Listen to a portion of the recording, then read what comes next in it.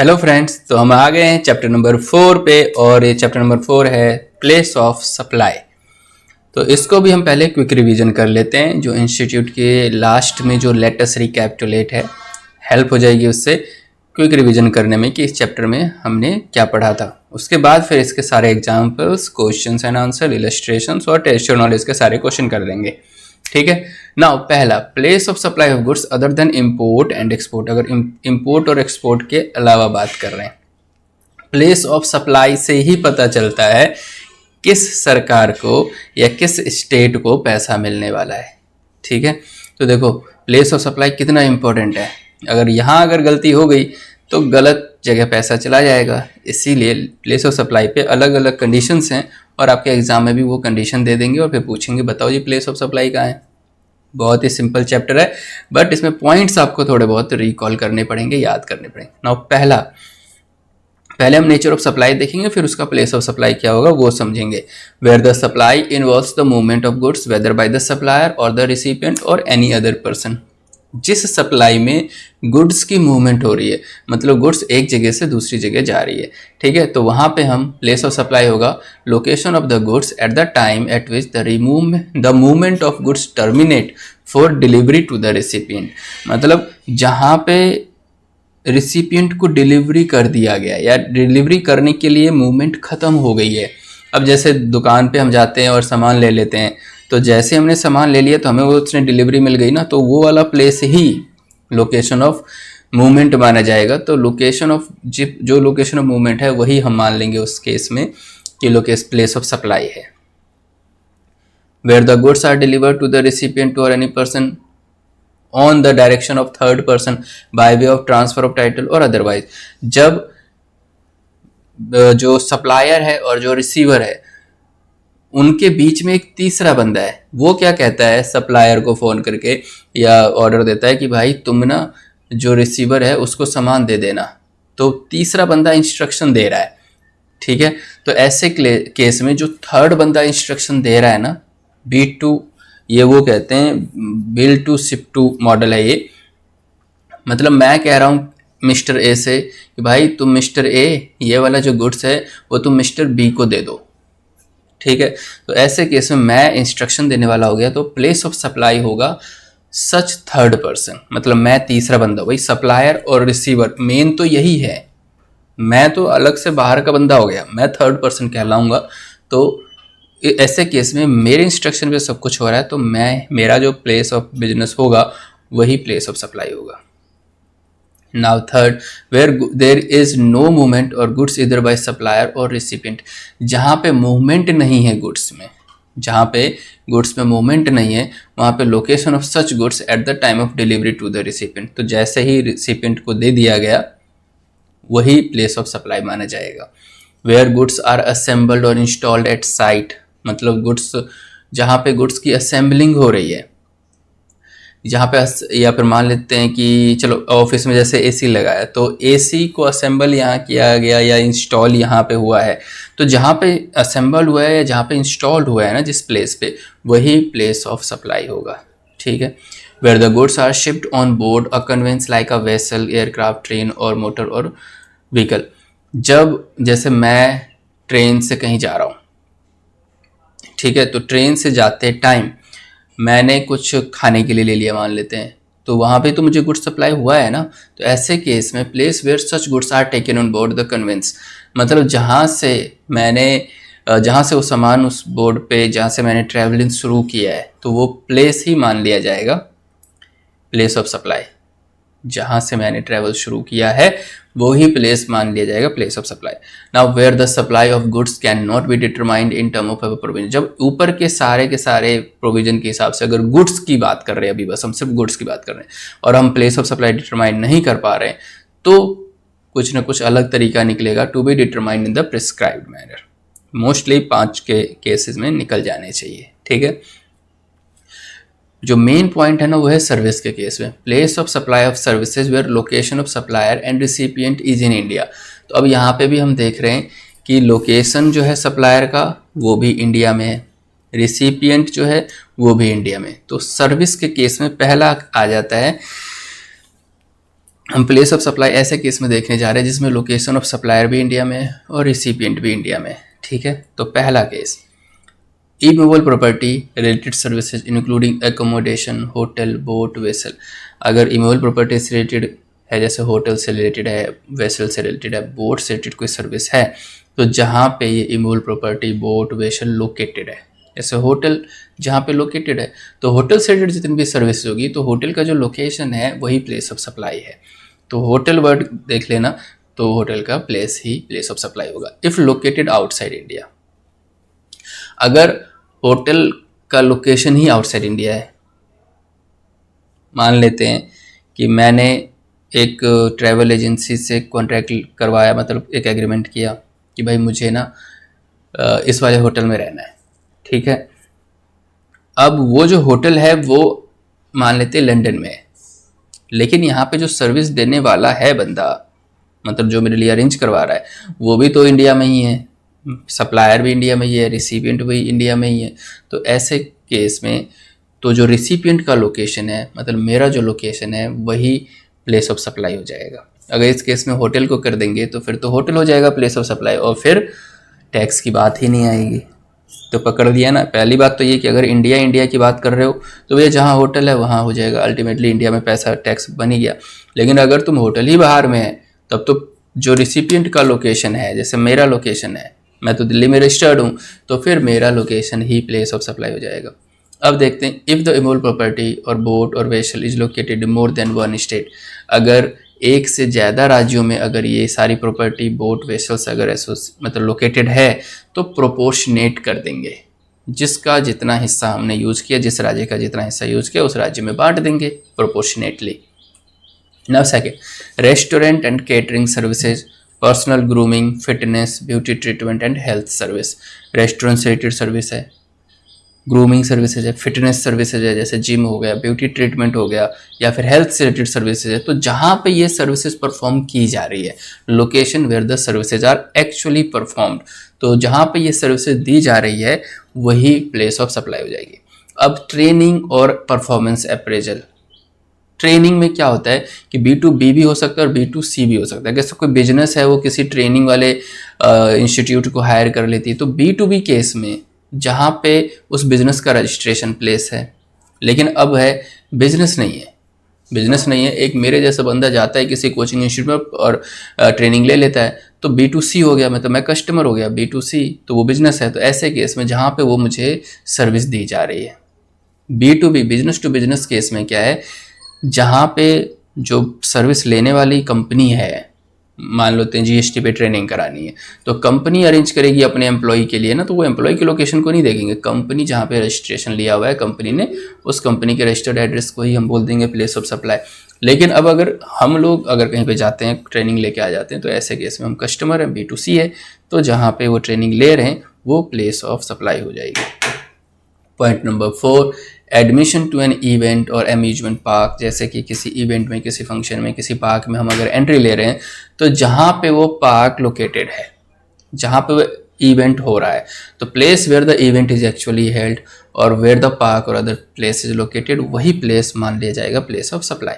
Now organization of an event including ancillary services and assigning of sponsorship to such event. अब एक event organise हो रहा है, उस इवेंट से रिलेटेड बहुत सारे सर्विसेज हैं, स्पॉन्सरशिप सर्विसेज या अदर सर्विसेज। तो ऐसे में भी देखो, इवेंट कोई कंपनी भी करवा सकती है और इवेंट कोई इंडिविजुअल भी करा सकता है। तो कंपनी के केस में जब इवेंट करा रही है, तो कंपनी का जो रजिस्टर्ड पर्सन है, वो मतलब रजिस्टर्ड प्लेस है, वही हो जाएगा प्लेस ऑफ सप्लाई, क्योंकि B2B ट्रांजेक्शन है, बिजनेस टू बिजनेस है। और बिजनेस टू कस्टमर के केस में जहाँ पे रिसिपिएंट, जहाँ पे location where the actually held, मतलब B2C के केस में जहाँ पे ये इवेंट हो रहा है वही वाला पोर्शन। लेकिन अगर इवेंट ही आउटसाइड इंडिया हो रहा है, तो फिर वही वाला लॉ एप्लीकेबल हो जाएगा कि अच्छा बाहर कर रहे हो और तुम हो खुद इंडिया में, तो फिर रिसिपिएंट के एड्रेस को ही प्लेस ऑफ सप्लाई मान लेंगे। चालाकी है कि भाई किसी भी तरीके से उस ट्रांजेक्शन को टैक्स करना है। ठीक है, अब यही सारे इवेंट अगर एक से ज़्यादा स्टेट्स में होंगे तो फिर प्रोपोर्शनेट कर देना। Now 6, transportation of goods including mails और कोरियर। अगर आप गुड्स की ट्रांसपोर्टेशन करा रहे हो, है ना, चाहे उसमें मेल भी आ जाते हैं, मतलब ये जो पोस्टेज आ जाता है, कोरियर करवा रहे हो, ऐसे केस में फिर वही चीज़ है। B2B अगर ट्रांजेक्शन, एक कंपनी दूसरे कंपनी को कॉन्ट्रैक्ट दे रही है मेरे गुड्स इधर से उधर कर दो, तो जो कैरियर कंपनी है, जो कोरियर कंपनी है, गुड्स ट्रांसपोर्टेशन कंपनी, अगर वो रजिस्टर्ड है तो B2B ट्रांजेक्शन हो गई। तो ऐसे केस में जो रिसिपिएंट है, मतलब जो कंपनी को ये सर्विस चाहिए, उस कंपनी का जो रजिस्टर्ड प्लेस है वही प्लेस ऑफ सप्लाई हो जाएगा। और अगर B2C बात करें तो जहाँ पे हमने हैंड ओवर कर दिया उसको गुड्स ट्रांसपोर्टेशन के लिए, जिस लोकेशन पे हमने हैंड ओवर कर, जनरली हम कोरियर के आते हैं तो कोरियर के ऑफिस जाते हैं और वहाँ हैंड ओवर कर देते हैं, तो ऐसे में उसका ऑफिस ही प्लेस ऑफ सप्लाई मान लिया जाएगा। और अगर goods are transport outside India, अगर गुड्स आउटसाइड इंडिया हो रहा है तो यहाँ पे ध्यान देने बात है, यहाँ पे location of the destination good, फिर तो ये एक्सपोर्ट हो गया, इसको एक्सपोर्ट मान लिया। गुड्स टेकिंग आउटसाइड इंडिया ना, तो गुड्स बाहर चला गया, तो ऐसे केस में location of the destination of goods बाहर का ही लोकेशन आएगा जहाँ पे वो भेज रहे हो, फिर place of supply outside India हो जाएगी। सातवां, वो तो गुड्स की ट्रांसपोर्टेशन थी। अब पैसेंजर ट्रांसपोर्टेशन, एक कंपनी ने एक बस की कंपनी को कॉन्ट्रैक्ट दे दिया, भाई मेरे एम्प्लॉय को वहाँ से वहाँ जाना, फिर B2B ट्रांजेक्शन हो गई ना, फिर से उस कंपनी का जो रजिस्टर्ड एड्रेस होगा वही प्लेस ऑफ सप्लाई हो जाएगा। और अब हमारे जैसा बंदा, आपके जैसा बंदा बस में जाता है ना, या कोई कुछ भी कर लेता है पैसेंजर ट्रांसपोर्टेशन के लिए, कोई कार ही कर लेता है, कोई भी कन्वेंस करता है, तो ऐसे में जहाँ पे पैसेंजर एम्बार्क्स हुआ है for the conveyance for a continue journey, जहाँ पे आप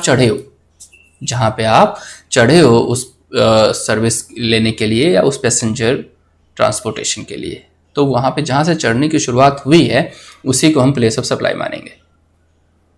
now point number 8, services on board a convince. भाई ठीक है, हम फ्लाइट में जा रहे हैं, ट्रेन से जा रहे हैं, हम अगर उस दौरान कोई सर्विस ले लेते हैं, मूवी की सर्विस या कुछ ऐसे गेम्स की सर्विस, तो यहाँ पे जहाँ पे first schedule point of depositor, मतलब जहाँ से पहली बार चली है ना हवाई जहाज़ या फिर कोई भी चीज़ है जो पैसेंजर ट्रांसपोर्टेशन में, जहाँ से निकली है वही लोकेशन मान लिया जाएगा place of supply.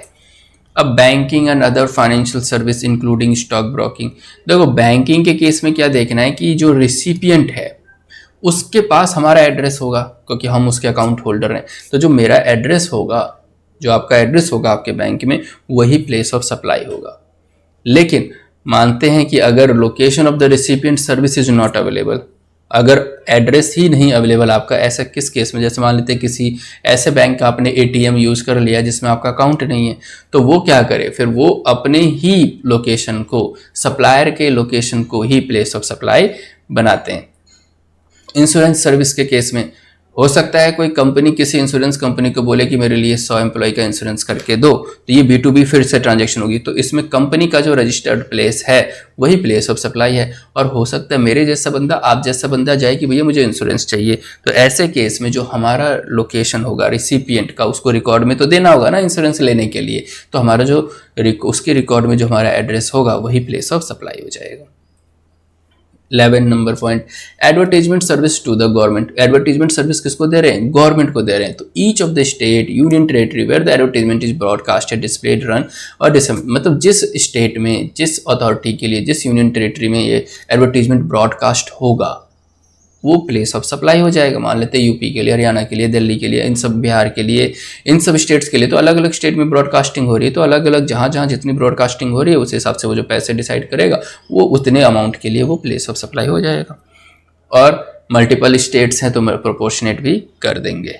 Telecommunication service, telecommunication service में अलग अलग टाइप के टेलीकम्युनिकेशन सर्विस आती है, तो पहला देखते हैं, services involving fixed line, leased and internet lease circus, dish antenna, location, तो जहाँ पे फिक्स्ड लाइन होता है, मतलब कॉल करने के लिए वो रिसीवर वाला फ़ोन फिक्स्ड लाइन वाला, या इंटरनेट के लिए लीज, इंटरनेट फिक्स्ड होता है, लीज सर्किट लगा दें, इंटरनेट, डिश एंटीना जो हम टीवी और में ऊपर छाते जैसा करते हैं, अब तो खैर अब वो हो गया, क्या कहते हैं, इंटरनेट से ही सारा टीवी भी होता है कनेक्टेड, तो डिश एंटीना, तो जहाँ पे ये सब फिक्स इक्विपमेंट लगे हुए हैं ना जिस लोकेशन पे, वही प्लेस ऑफ सप्लाई है।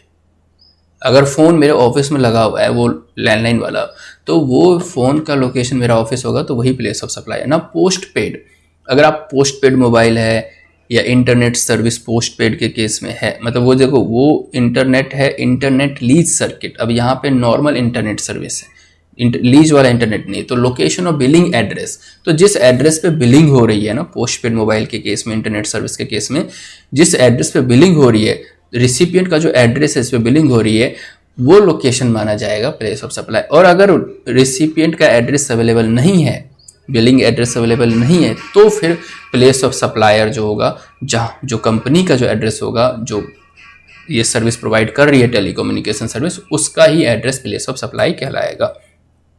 अब चलते हैं, अब याद रखना ये ना लीज होल्ड इंटरनेट और नॉर्मल इंटरनेट सर्विस में कंफ्यूज मत होना। तो lease hold internet, dish antenna, इस टाइप के वर्ड आ जाए, फिक्स्ड लाइन आ जाए, तो बस वो जहाँ पे है इंस्टॉल्ड वो लोकेशन, ठीक है। और जहाँ पे पोस्ट पेड मोबाइल आ जाए, इंटरनेट सर्विसेज का आ जाए, तो फिर देखना बिलिंग एड्रेस, और अब बिलिंग एड्रेस नहीं है तो फिर location of supplier.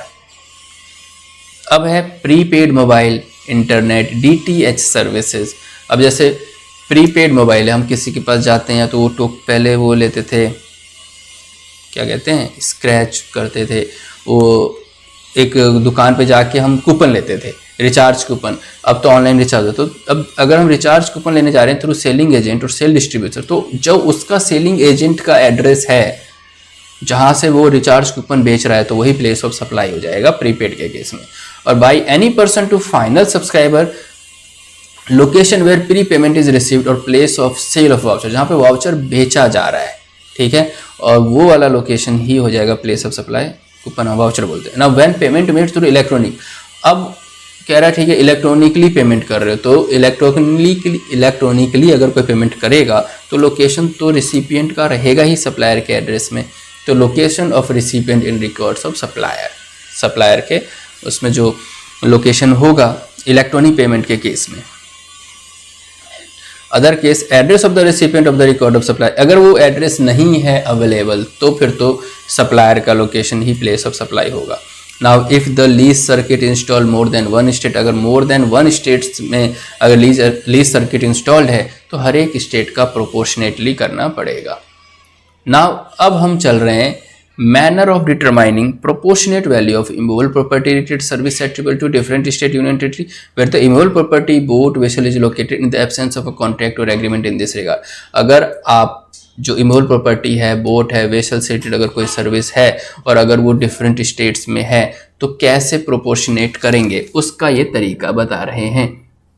Now A service provided by way of lodging accommodation by hotel in guest other than the case where such property is a single property located in two or more contiguous state or union state। जब एक से ज़्यादा जगह पे अगर hotels है, अलग अलग स्टेट में अलग अलग होटल्स में अगर ले रहे हैं, तो ऐसे केस में जिस स्टेट में जितने नाइट स्टे, जितने रात रुके हैं लोग, तो number of night state in such property, जिस प्रॉपर्टी में लोग जितनी रात रुके हुए हैं उसके हिसाब से उसका प्लेस ऑफ सप्लाई डिटरमाइन होगा। अगर यूपी के होटल में 2 रात है या दिल्ली के होटल में 5 रात है, तो ऐसे करके फाइंड आउट करना होगा, फिर हम डिसाइड कर पाएंगे उसका प्लेस ऑफ सप्लाई उतनी नाइट के लिए कहाँ है। फिर all other services provided in relation to immovable property including organising any marriage और reception, accommodation and single property located in 2 और more countries and union territory. तो अगर कोई मैरिज से रिलेटेड फंक्शंस हो रहे हैं, इमूवेबल प्रॉपर्टी से रिलेटेड है, वहाँ पे सिंगल प्रॉपर्टी यूज हुआ है और वो प्रॉपर्टी मान लेते जो प्रॉपर्टी है वो एक से ज़्यादा राज्यों में है, तो any movable property lying each state, तो एरिया के बेसिस पे डिपेंड कर देंगे कि किस स्टेट में कितना एरिया है, दूसरे स्टेट में कितना एरिया है, टोटल बिल का एरिया वाइज डिवाइड कर देंगे। Now C services by way of lodging accommodation by a house boat और वेसल और इन इट्स एंसिलरी सर्विस। अगर लॉजिंग अकोमोडेशन है, ऐसे बोट पे, जहाज में भी लोग रुकते हैं, वेसल में भी लोग रुकते हैं, जो पानी से ट्रेवल करते हैं लोग, तो लंबा समय लगता है, तो time spent by the boat और वेसल इन ईच स्टेट, तो एक राज्य में वो बोट कितने दिन तक रहा, कितनी रात तक रहा, यूनियन टेरिटरी में कितना रहा, तो नंबर ऑफ डेज या नंबर ऑफ टाइम स्पेंट के हिसाब से हम उसको प्रोपोर्शनेट करेंगे। अब चलते हैं manner of determining proportionate value of service rating to organizing of an event attributable different state union territory where event is held. और कॉन्ट्रैक्ट और एग्रीमेंट है नहीं, कॉन्ट्रैक्ट और एग्रीमेंट रहेगा तो हम एग्रीमेंट को रेफर करके बता लेंगे, लेकिन कॉन्ट्रैक्ट एग्रीमेंट नहीं है तो फिर हम क्या करें। तो ऐसे केस में ऑर्गेनाइजेशन जो इवेंट हुआ है उसको हम देख लेंगे, प्रोपोर्शनेटली बांटेंगे कितने, वो जो जनरली एक्सेप्टेड अकाउंटिंग प्रिंसिपल्स के हिसाब से कि अकाउंटिंग प्रिंसिपल क्या कहती है, उसके हिसाब से हम प्लेस ऑफ सप्लाई बांटेंगे। अब आगे चलते हैं। Manner of determining proportionate value of advertisement service attributable to different state या यूनियन टेरिटरी, कि भाई अलग अलग डिफरेंट स्टेट यूनियन टेरिटरी में अगर आप एडवर्टीजमेंट सर्विस दे रहे हो, ब्रॉडकास्टिंग दे रहे हो, मतलब वो आपकी सर्विस अलग अलग राज्यों में ब्रॉडकास्ट हो रही है। तो अब देखो एडवर्टीजमेंट दे रहे हो न्यूज़पेपर में और पब्लिकेशंस में, तो अमाउंट पेबल जो भी है publishing and advertisements in all the edition newspaper publication, तो हर स्टेट को जो भी अमाउंट पेबल है उस अमाउंट के लिए वो स्टेट प्लेस ऑफ सप्लाई हो जाएगा। Advertisement through printed material like pamphlet, diaries, calendar, T shirts, इसके थ्रू अगर एडवर्टीजमेंट कर रहे हो तो फिर distribution of specific number of such material in each state, तो हर राज्य में कितना कितना ये डिस्ट्रीब्यूट हुआ है, डायरीज एक राज्य में कितनी बांटी गई है, टी शर्ट एक राज्य में कितनी बांटा गया है, तो इस तरीके से हम उस number of T shirts distribution से, नंबर ऑफ डायरीज डिस्ट्रीब्यूशन से हम प्लेस ऑफ सप्लाई पता लगाएंगे। नाउ एडवर्टीजमेंट इन होर्डिंग्स, तो जितने होर्डिंग्स राज्यों में लगे हैं तो उस होर्डिंग के हिसाब से कितना पैसा देना है, उतने के लिए वो प्लेस ऑफ सप्लाई उस अमाउंट वाइज से हो जाएगा। एडवर्टीजमेंट्स ऑन ट्रेन, अगर amount attributable to each state ratio of length of the railway track, अगर एक राज्य से दूसरे राज्य तक ट्रेन ट्रैवल कर रही है उस पर एडवर्टीजमेंट है, तो किस राज्य में कितने लेंथ जो रेलवे ट्रैक है कितनी दूरी तक किस राज्य में थी, उसका रेशियो निकालना पड़ेगा, फिर हम प्लेस ऑफ सप्लाई डिटरमाइन कर पाएंगे। खैर ये सब इतना तो नहीं आपसे पूछेंगे, लेकिन एक याद करने के लिए ठीक है, थ्योरेटिकली ठीक है। Now 5 advertisement on the back of utility bill of oil and gas company, आप देखा होगा इलेक्ट्रिसिटी बिल है या ऑयल का बिल आता है या गैस का बिल आता है, उसके पीछे भी एडवर्टीजमेंट होती है, आगे भी एडवर्टीजमेंट, तो ऐसे में वो देखना पड़ेगा कि वो बिल किस एड्रेस से रिलेटेड है, और वो एक राज्य में अगर 100 बिल जा रहे हैं, मतलब 100 एड्रेसेस जहाँ हैं, दूसरे में 50 बिल जा रहे हैं, दूसरे राज्य का एड्रेस है, तो फिर एड्रेस के हिसाब से प्लेस ऑफ सप्लाई करना पड़ेगा। Advertisement on railway tickets, railway tickets पे है तो amount attributable to each state calculate the ratio of number, कि रेलवे स्टेशंस कितने हैं, एक बंदा दिल्ली से बिहार ट्रैवल कर रहा है, दिल्ली से गुजरात ट्रैवल कर रहा है, दिल्ली से मुंबई ट्रैवल कर रहा है, तो उसमें रेलवे स्टेशंस कितने हैं, उस रेलवे स्टेशंस के अकॉर्डिंग अमाउंट को बांटा जाएगा। प्लेस ऑफ सप्लाई फिर उस अमाउंट के लिए वो स्टेट माना जाएगा। एडवर्टीजमेंट ऑन रेडियो स्टेशंस, अगर रेडियो स्टेशंस पे एडवर्टीजमेंट हो रही है तो amount payable to such radio stations, हर राज्य में अगर अलग अलग रेडियो स्टेशंस है और उसको कितना अमाउंट दिया जा रहा है उसके हिसाब से बताया जाएगा कि भाई ये है प्लेस ऑफ सप्लाई। फिर है एडवर्टीजमेंट ऑन टेलीविज़न चैनल्स, अगर थोड़ी बहुत डिस्टर्बेंस हो रही होगी तो उसके लिए सॉरी, साइड में कंस्ट्रक्शन का कुछ काम चल रहा है। Advertisement on television channels, amount attributable to each state union territory calculated on the basis of the viewership of such channel, तो ये देखना पड़ेगा कि उसकी व्यूवरशिप कितनी है, किस राज्य से कितने, अब जैसे मेरे यूट्यूब चैनल में जो स्टैटिक्स आता है कि किस राज्य से कितने लोग देख रहे हैं, है ना, किस ग्रुप एज ग्रुप के लोग देखते हैं, तो वैसे ही टेलीविज़न का भी आता है किस राज्य से कितने देखते हैं, तो व्यूवरशिप के बेसिस पे प्रोपोर्शनेट करना पड़ेगा एडवर्टीजमेंट के अमाउंट के प्लेस ऑफ सप्लाई को। Now advertisement in cinema halls, अगर सिनेमा हॉल्स आप मूवी देखने जाओगे तो वहाँ भी एडवर्टीजमेंट होती है, तो जहाँ पे सिनेमा हॉल सिचुएटेड है, जिस स्टेट में है, ठीक है ना, तो जितने सिनेमा हॉल हैं जितने स्टेट्स में है उसको नंबर ऑफ सिनेमा हॉल के हिसाब से अमाउंट पे किया जाएगा, और ऐसे ही अलग अलग राज्यों का निकल जाएगा, तो हम बना देंगे कि ये है प्लेस ऑफ सप्लाई इस एडवर्टीजमेंट के लिए जो सिनेमा हॉल में हो रहा है। Now advertisement on internet, it is deemed that such services provided all over India, अगर इंटरनेट पे आप एडवर्टीजमेंट दे रहे हो तो पूरे इंडिया में ही हो रहा है, तो amount attributable to each state union territory calculate on the basis of internet subscriber in each state, हर राज्य में कितने इंटरनेट सब्सक्राइबर्स हैं तो नंबर ऑफ सब्सक्राइबर्स के हिसाब से प्रोपोर्शनेट करना पड़ेगा। नाउ एडवर्टीजमेंट्स थ्रू SMS, तो amount attributable to each state calculate on the basis of telecom subscribers in each state, तो वो जो SMS के थ्रू हो रहा है तो कितने सब्सक्राइबर किस राज्य में है टेलीकॉम सब्सक्राइबर्स, उसके हिसाब से उसको प्रोपोर्शनेट करना पड़ेगा। तो ये सारे मैनर्स बताए थे कि हाँ प्रोपोर्शनेट आपको ऐसे करना है। अब देखो इंस्टॉलेशन ऑफ लीज सर्किट, अगर लीज सर्किट हो रहा है जिसमें इंटरनेट का के लिए होता है तो प्रोपोर्शनेट करना है, तो number of points lying in the state unit, कितने पॉइंट्स हैं लीज सर्किट के, किस राज्य में कितने पॉइंट्स हैं, तो उस नंबर ऑफ पॉइंट्स के अकॉर्डिंग आपको डिस्ट्रीब्यूट करना होगा, प्रोपोर्शनेट करना होगा। आगे चलते हैं। For the rest of the services other than दो स्पेसिफाइड, अब ऊपर के अलावा जितनी भी सर्विसेज बचती हैं, अगर वो B2B ट्रांजेक्शन है तो बिजनेस का जो रजिस्टर्ड प्लेस है, बिजनेस टू बिजनेस ट्रांजेक्शन का जो बिजनेस का रजिस्टर्ड प्लेस है वही प्लेस ऑफ सप्लाई है। और अगर B2C है तो देखो लोकेशन ऑफ द रिसिपिएंट क्या है और एड्रेस अगर उसका अवेलेबल है तो, अगर एड्रेस नहीं अवेलेबल है तो फिर प्लेस ऑफ सप्लायर ही मान लिया जाएगा प्लेस ऑफ सप्लाई। तो हमने इस तरीके से क्विक रिवीजन कर लिया है इस पूरे चैप्टर का। आई होप कि रिकॉल करने में हेल्प हुई होगी आपकी।